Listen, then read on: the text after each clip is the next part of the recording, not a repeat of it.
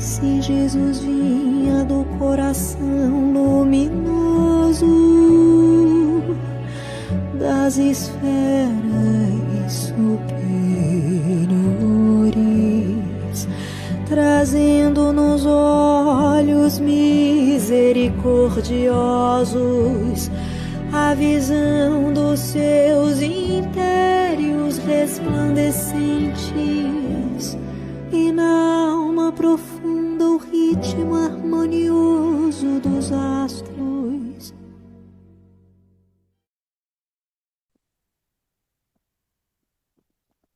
Boa noite a todos. É uma alegria muito grande quando recebo o convite do Léo a voltar a casa. Já estou pedindo uma cadeira para casa. Toda semana estou voltando para cá para a gente fazer palestras com temas diferentes, né? E eu fico muito, muito honrado pelos convites. Então é sinal que o pessoal está gostando dos nossos estudos, da nossa exposição, né? E de todo a palestra e a divulgação do Evangelho. E fico muito contente com isso. E quero agradecer ao Léo o convite novamente, à casa, e principalmente ao grupo Estudantes da Luz, que todas as sextas-feiras nós estudamos um livro de André Luiz, ou de Emmanuel, e hoje nós estamos no livro Ação e Reação. Demos uma pausa nesse mês de julho, né? A gente recuperar nossas forças, pegar um fôlego maior, e voltaríamos hoje. Porém, com o convite do Léo, não podia declinar sobre o convite e pedir a que todos tenham, pedir licença ao grupo para estar presente hoje aqui, para divulgar também dos nossos estudos para todos. E peço que possamos, assim, nos focar na palestra de hoje, que possamos abrir o coração e que eu possa falar diretamente com o seu espírito. E a todos os espíritos aqui presentes, que desejam muita luz essa noite e que possa fazer uma diferença na vida espiritual e também na vida material de todos nós. Então, a reforma íntima, ela é um caminho solitário. Eu, como professor educador, e tendo aqui um amigo também, educador, e que na estrada a gente recebe tantas conversas, tantas palavras, tantos lamentos dos alunos, né? E sobre os anseios e a necessidade de estar na multidão, a necessidade de ter a aprovação de um grupo, de uma sociedade, mas esquecendo do principal. Toda a nossa caminhada. Ela pode ser em grupo, pode ser em família, mas ela é feita solitariamente. Cabe a nós o passo principal para que possamos evoluir. Passo esse que é dado através de uma análise da nossa reforma íntima. Nós não mais nos incomodaremos com todas as imperfeições quando nós tivermos o conhecimento sobre nós mesmos e, através desse conhecimento sobre nós, entendendo que o outro é tão falível e imperfeito como nós, que está na mesma estrada, só que tendo que trabalhar a si mesmo para chegar até o alto, desvencilhar da imperfeição. Quando a gente observa o nosso mundo ao redor, que estamos passando por um processo de transição planetária, do mundo de prova e expiação para a regeneração, todas as morbidades, as delinquências, as vicissitudes, elas estão sendo aceleradas. Tanto é que a nossa amiga pandemia veio para acelerar todo o processo. Quando a gente fala amiga pandemia, tem gente que fala, mas você está esquecendo de todas as mortes. Para nós, espíritas, que recebemos a bússola do Evangelho e a tradução de Kardec dos ensinamentos de Jesus, para nós, a vida não é esta. Aqui nós temos uma escola para que nós possamos aprender e evoluir. Então nós viemos aqui depurar o nosso espírito. Nada mais colocá-lo à prova em qualquer situação para que possamos evoluir. Para que possamos passar de uma série escolar, nós temos as provas, os exercícios, para ver se realmente nós aprendemos. E muitas destas provas nós reprovamos. E através da benevolência divina, nós estamos aqui novamente, com mais uma oportunidade de fazer diferente. Então, toda a pandemia foi um convite para que nós possamos nos reformar intimamente. Se os senhores se recordar, primeiramente veio o medo, e em segundo veio o desespero, e depois aqueles que acordaram e despertaram começaram a mexer a sua vida de uma forma tão significativa que muitos desfizeram matrimônios, deixaram o emprego, mesmo que pedindo demissão, foram forçados a deixar. Porém, independente da situação, se viu obrigado a se mexer na profissão. Esta que vinha há muitos anos, muitas vezes, e não conseguia evoluir ou simplesmente estava acomodado. Ele foi convidado a se reformar. E hoje pode trabalhar com aquilo que ama muito, como muitas notícias a gente tem. Uma vez eu disse, numa sala, numa reunião de professores, nós estávamos com uma psicóloga e ela perguntou aos professores que estavam comigo, né, fala uma palavra do que foi a pandemia. Um falou medo, outro foi pânico, outro foi desespero. E eu me senti envergonhado, mas assim, por dentro de ouvir a situação e falar. Transformação. Porque nós fomos convidados a nos transformar. Aquele que sentiu a ansiedade foi porque teve o objetivo da reencarnação muito mais aflorado na mente e não conseguindo atingir aquele objetivo, tentando de alguma forma buscar atingir aquele objetivo durante a pandemia. E aí veio toda aquela ansiedade. E a depressão, convidando aqueles que têm a depressão a largar o passado que não se desvencilha. Pois a depressão, como diz os psicólogos e psiquiatras, é quando a gente fica preso a um passado que não consegue deixar para trás. E a ansiedade é quando a gente vive um futuro que não chegou ainda. E qual é o melhor estado? O agora. Consciente de si, daquilo que vem fazer, e consciente daquilo que tem que fazer. E nós estamos aqui buscando uma interpretação de que Jesus nos ensinou há mais de 2000 anos e ainda nós não entendemos. Então, da reforma íntima, a gente começa simplesmente com um trecho do Livro dos Espíritos, que diz o seguinte: sinto-me por demais tomado de compaixão pelas vossas misérias, pelas vossas fraquezas imensas, para deixar de estender a mão socorredora aos infelizes transviados que, vêm do céu, caem nos abismos do erro. Parece bem familiar, né? A todos nós. Tentando acertar, a gente cai no desespero do erro. Crede, amai, meditai sobre as coisas que vos são reveladas, como nós temos dos evangelhos. E agora a tradução de Kardec para todos nós, trazendo para os dias de hoje. E tantos médiuns, palestrantes, disseminadores, tradutores dos evangelhos para a gente. Eu tenho vários espelhos de evangelizadores palestrantes, Divaldo, Nazareno Feitosa, Alberto Almeida e tantos outros, Décio Iandoli, Haroldo Dutra Dias, que é difícil passar 4, 5 dias sem ouvir uma palestra, que para mim faz muita diferença. Mas você é palestrante, sim. Eu sou um aluno ainda, tentando aprender. E é meu dever, aquilo que eu estou tentando aprender, divulgar, através do dom que Deus me deu da palavra, que eu acredito. Poder colocar em ordem os pensamentos e tentar jogar aquela sementinha para as pessoas pensarem e dar o melhor. Não mistureis o joio com a boa semente, as utopias com as verdades. Então, aqui, como eu disse, através da pandemia, nós temos, um pouquinho antes da pandemia, ainda já vinha a nossa reflexão. E nós tínhamos parecendo um pesadelo imenso. Tantas pessoas para lá para cá correndo, não dando conta da vida, não dando conta de quem está do seu lado.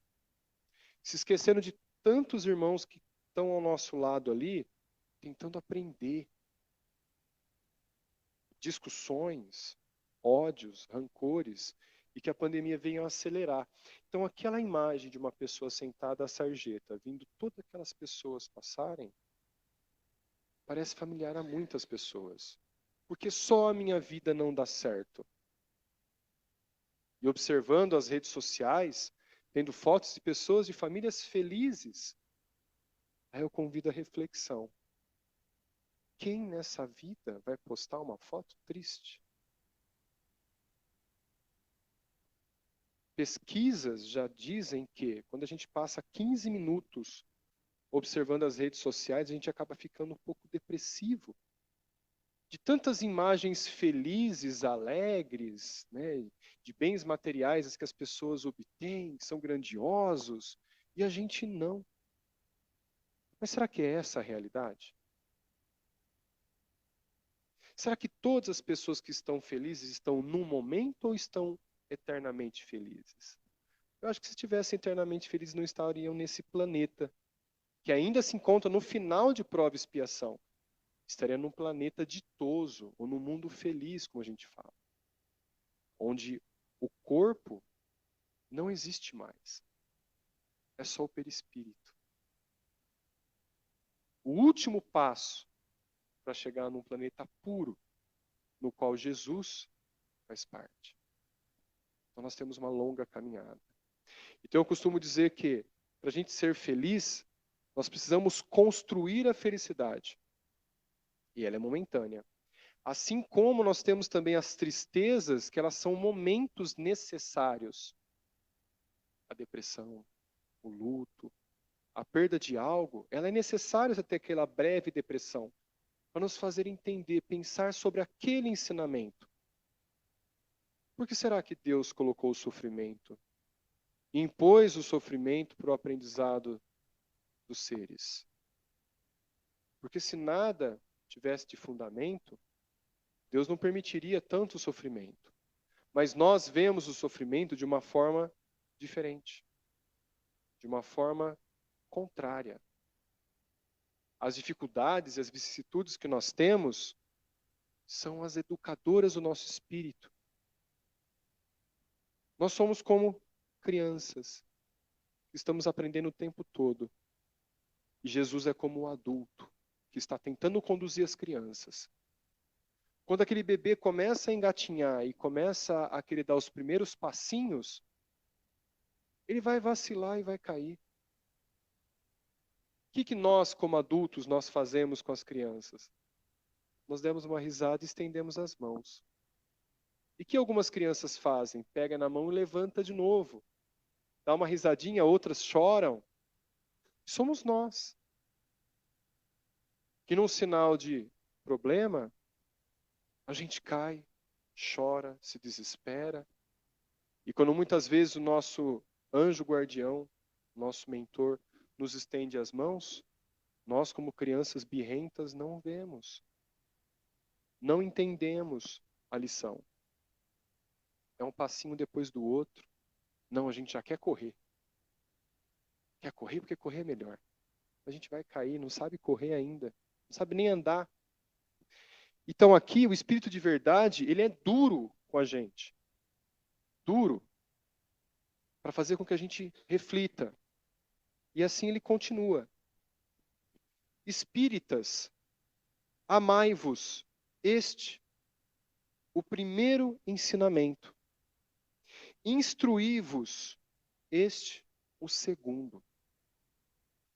Amai-vos uns aos outros assim como a si mesmo. Há muitas passagens, e uma que mais me marca do Evangelho, é quando tem-se a frase, cuidado com o que você acusa, pois será acusado na mesma força, da mesma maneira. Quando nós chegamos no mundo espiritual, nós entramos numa análise pessoal do que foi a nossa vida. Ninguém nos acusará. Ninguém. Apenas a nossa consciência. Por isso que da mesma força que a gente acusa lá no mundo espiritual, nós vamos nos acusar. Nós vamos ser ríspido com a gente mesmo. Por que será que eu fiz aquilo? E através dos estudos, dos livros de André Luiz, nós temos diversos exemplos que no mundo espiritual o espírito se arrepende e com qual dureza ele mesmo se castiga mentalmente, cristaliza sua evolução, tendo a imagem daquela situação que o fez cair durante anos, décadas, séculos, que é cristalizado. Eu me recordo de um trabalho de desobsessão e que incorporou uma entidade que olhava para os lados e toda a sua pompa e sua pose, a gente sentiu aquele ar de soberba no ambiente. Ele dizia: cadê a minha guarda real? Aonde estão os meus cavaleiros? E a gente se olhou e olhava para ele. E aí, com calma, o dialogador chegou, conversou, foi colocando as coisas aos poucos e ele não entendeu que estava desencarnado. E quanto tempo passou? Qual foi a época dos castelos quando dominavam a Europa? Quanto tempo já não passou? 400, 500 anos? 600, talvez? E quando ele descobriu, meu Deus, foi de dar pena. Mas graças a Deus ele foi conduzido, foi levado, foi orientado. E se Deus quiser, está bem. Então a gente acaba cristalizando a nossa mente nesse desespero. Por isso que nos indica: amai-vos uns aos outros e instruí-vos, estudai. Porque Jesus já dizia: conhecereis a verdade e a verdade vos libertará. Quando a gente tem um problema, um desafio evolutivo, que eu gosto de chamar, a gente fala problema, a gente fica meio depressivo, né? Quando a gente fala sobre desafio evolutivo, dá uma ânsia de vencer aquele desafio evolutivo, porque a gente gosta de desafios. Então, quando chega aquele desafio evolutivo, a gente acaba não entendendo muito bem o ensinamento, mas quando a gente aprende, todo um caminhão de problemas parece que sai da mente. Quando a gente tem o aporte da fé e do conhecimento dos evangelhos que nos traz, aquele monte de problema vai daqui para colar. Como diz outra passagem de Jesus: se tiver fé com o tamanho de um grão de mostarda, uma semente de mostarda, dirá a este monte: saia daqui e vá para lá. E o monte vai. Que monte será que Jesus estava se referindo? O monte de vicissitudes, que quando recai sobre nossas cabeças, parece um peso insuportável. Em verdade vos digo, os que carregam seus fardos e assistem os seus irmãos são bem-amados meus. Olha só. Bem-amados meus. Instruí-vos na preciosa doutrina que dissipa o erro das revoltas e vos mostra o sublime objetivo da aprovação humana, a evolução moral.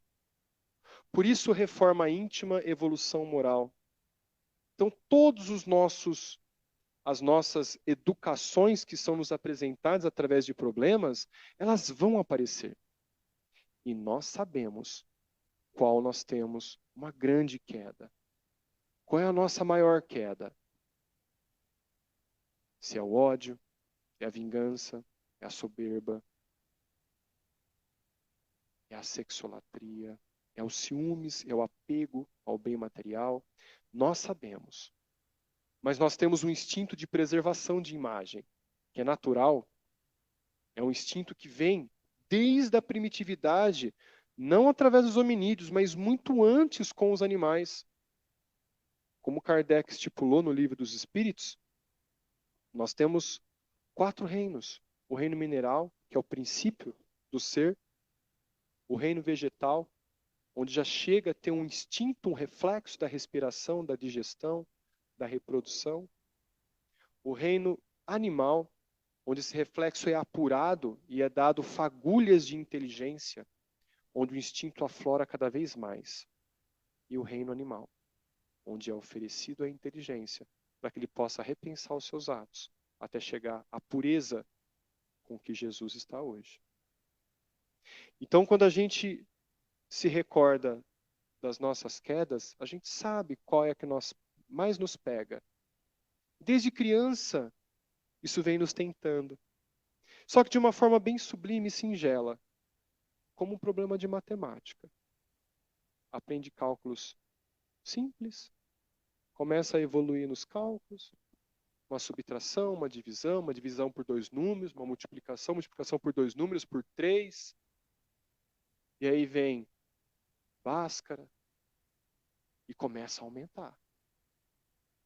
Então todos nós temos que enfrentar. Mas por que se eu já aprendi? Para que isso saia definitivamente do nosso instinto. Imaginemos que algumas vidas anteriores, nós falimos pelo mesmo erro. Então isso se torna um reflexo nosso. Imagine a pessoa que trai. A pessoa que é sexólatra. Ela trai. E diversas vidas ela vem nessa toada. Hoje, nessa transição, possivelmente ela pode ter um companheiro ou uma companheira que não está muito ligando para essa parte do relacionamento. E isso é maravilhoso porque educa o companheiro. Então ela sofre.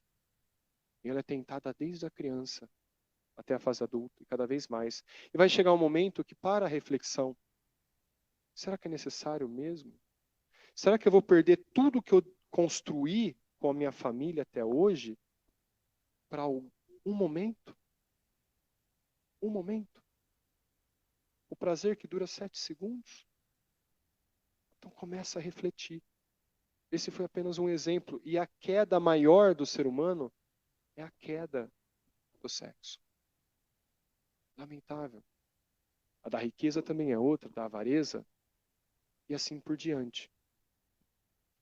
Assim, como o vento varre a poeira, que também o sopro dos espíritos dissipe os vossos despeitos contra os ricos do mundo, que são, não raro, muito miseráveis, porquanto se acham sujeitos a provas mais perigosas do que as vossas. Certa vez, Chico recebeu uma das pessoas mais ricas do Brasil. E chegou muito cedo, para que ninguém pudesse ver. E Chico já sabia. Chico acordou, Emmanuel apareceu para o Chico. Chico, levante, vai fazer o café, que fulano está chegando. Aí ele acordou, sua irmã acordou com ele. Ele pediu para fazer um café. A irmã dele foi fazer, não entendendo muito, para tão cedo. De repente alguém bateu a porta. E ela foi ver quem que é, tomou um susto da pessoa. Voltou, falou, Chico, imagina quem está aqui. Não, eu sei, eu estou esperando ele. E aí chegou para o senhor. Entre, o Chico já estava te esperando. Imagine a cara da pessoa. O Chico já estava me esperando, já sabia que eu vinha. Chegou, contou, chorou, conversou. E na hora de ir embora, a irmã do Chico chegou. Nossa, Chico, essa pessoa é muito rica, ela é tão rica, tão rica. O Chico olhou. Não, ela não é rica. Ela tem apenas dinheiro. Ela é muito pobre. Então, olha a diferença que nós temos de valores. Qual será a riqueza para Deus? É a riqueza moral, a riqueza do amor, a riqueza da fraternidade. É isso que nós levaremos para o plano espiritual. Quando a nossa consciência nos acusar e a gente entender o que nós viemos fazer definitivamente aqui, será através desse peso do conhecimento e da fraternidade que seremos cobrados.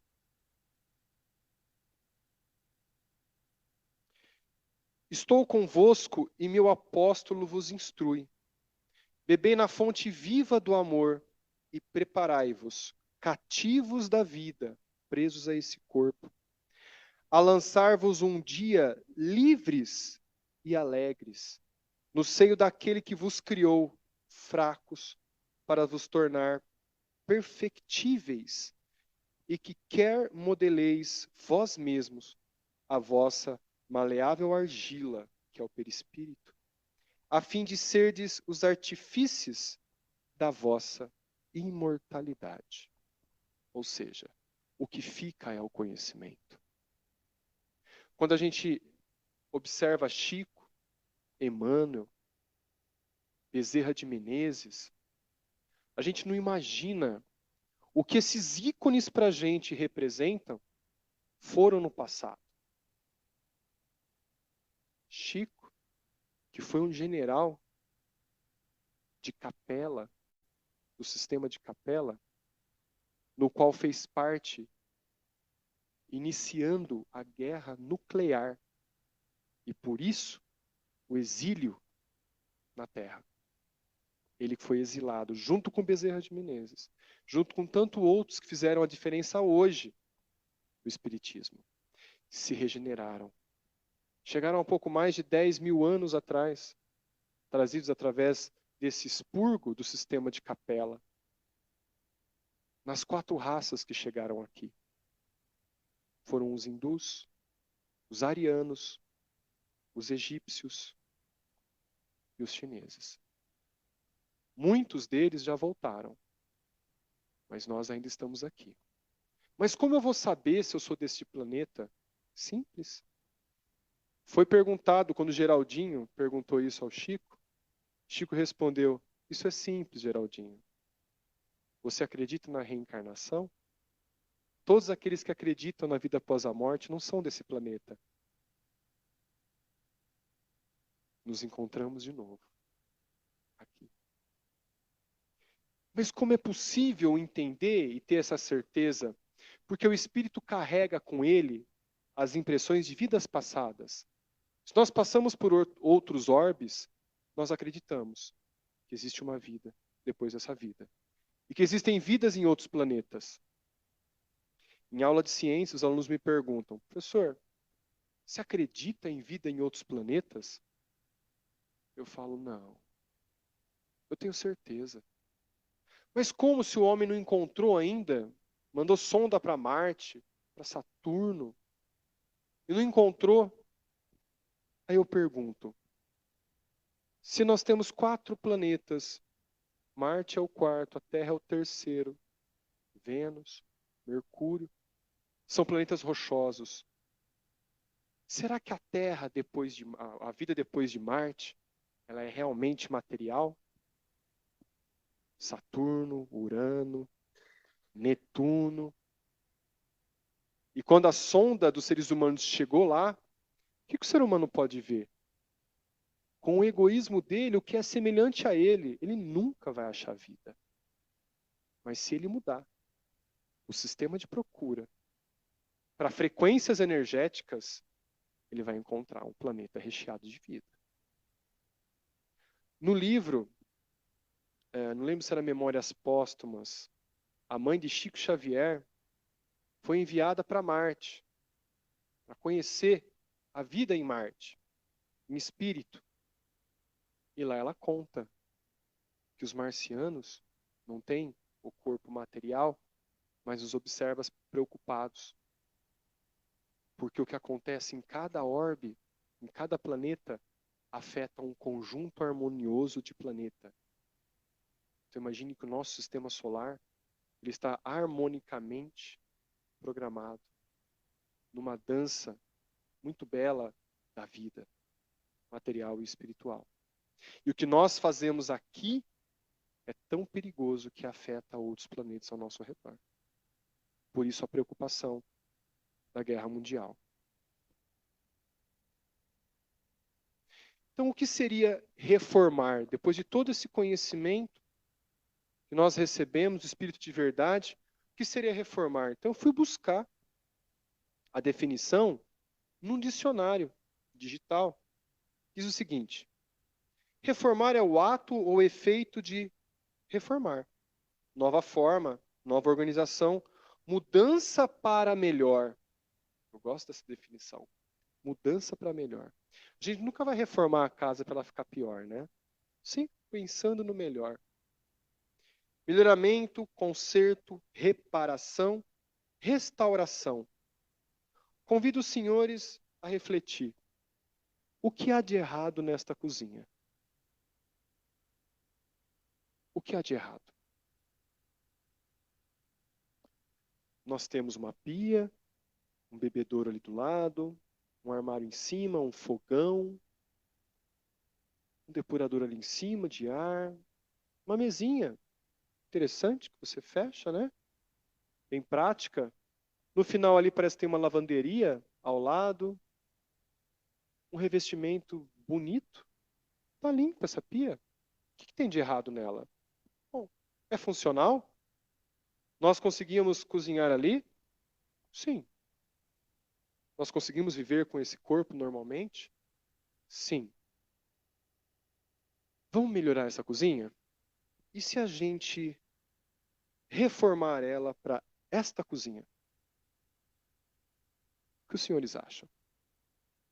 Melhor? Bem melhor. Dá para aconchegar várias pessoas ali, dá para cozinhar e todo mundo está conversando. Vários armários, né? Forno de embutir, micro-ondas também embutido, 2 geladeiras, uma duplex. Melhor? Melhor. Então vamos reformar a cozinha para aquela, mas nós estaremos cozinhando. Vamos quebrar paredes fazendo comida. Trocar fogão, trocar tudo que a gente pode, cozinhando. É o que nós estamos fazendo aqui. Nós estamos nos reformando, vivendo. Por isso que a transformação ela é tão necessária. É uma reflexão sozinha, solitária. Por mais que você peça conselho, a decisão é sua. E hoje, por coincidência, eu não acredito em coincidências, uma aluna veio junto a mim, ela é minha tutorada, a gente tem um projeto de professores tutores na rede integral de ensino público. Ela, professor, estou com um problema assim, de relacionamento, de vida amorosa, não sei o quê, né? E a gente ouviu. E com os dizeres dela, no final, eu falei, filha, eu posso te dar todos os conselhos os melhores do mundo. A decisão quem vai tomar é você. Bem-vinda à vida adulta. Essa decisão só cabe a você tomar. Eu posso te dar ferramentas para te fazer pensar. O primeiro passo tem que ser seu. E ela entendeu.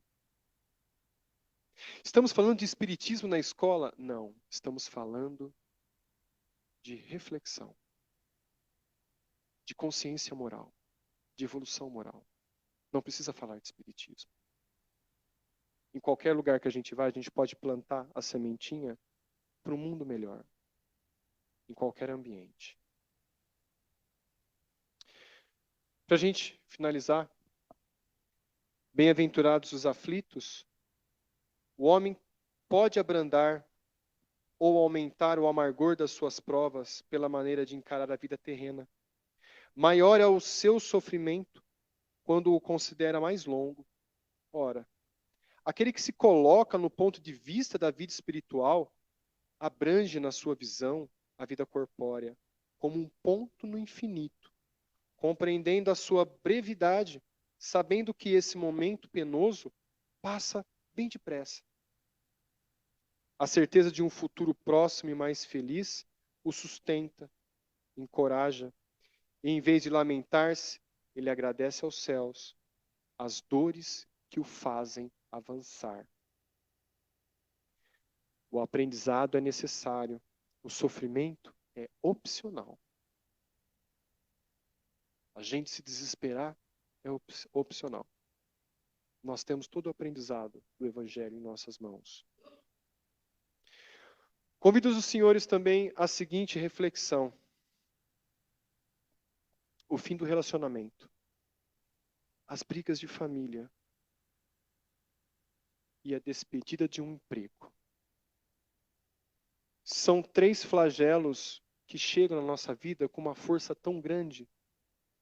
Como nós podemos olhar de forma diferente para esses desafios evolutivos? Será que esse casal, que tanto dizia que se amava, não estava num relacionamento um tanto quanto tóxico, agressivo? E que o fim desse relacionamento fez com que ambos repensassem na sua própria ação.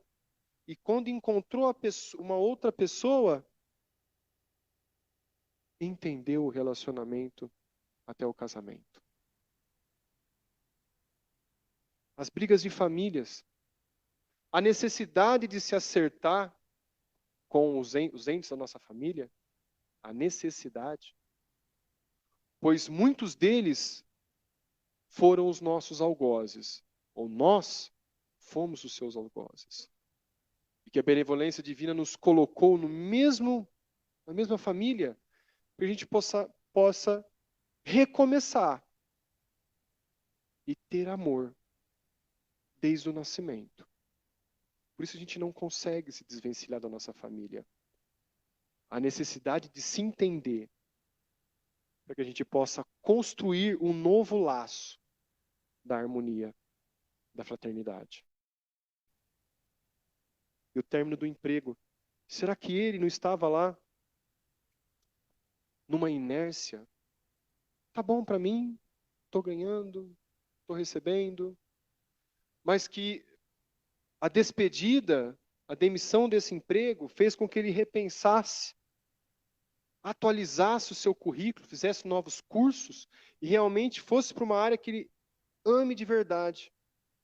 E que sem pensar em dinheiro, hoje, uma pessoa mais feliz, fazendo o que quer que seja, mas mais feliz, com saúde. Porque isso não tem preço. Quando em adolescente, estudando ainda no ensino médio, eu falava assim, eu nunca mais vou acordar às 6 da manhã, depois que eu terminar a escola. Nunca mais. Até que a minha faculdade começava às 7h30 da manhã. Né? Eu acordava às 7 horas e ia para a faculdade. Pois bem, nunca mais acordei às 6 da manhã. Acordei às 5h30, 5h20 para ir trabalhar. E acordei e acordo feliz, porque eu amo o que eu faço. Eu amo dar aula. Quem gosta do que faz não trabalha nunca. Sai para se divertir. Chega antes, sai depois, não tem problema. Porque ama o que faz. Aos jovens, fica a dica. Não é o emprego dos pais que vai te fazer feliz. Se você assim gostar, ótimo, excelente. Não é o sonho do pai que vai te fazer feliz, são os seus. Porque quem caminha na vida é você. Os pais podem proteger. Ah, mas a vida financeira. O que você escolher, o dinheiro, vai ser consequência do que você vai plantar na sua carreira. É consequência. E a gente ganha o suficiente para passar para a nossa reencarnação, para atingir os objetivos reencarnatórios. A todo momento. Então, como a gente pode reformar a nossa vida? Nós somos aquela lagarta que entramos naquela crisálida ali para poder tentar nos reformar.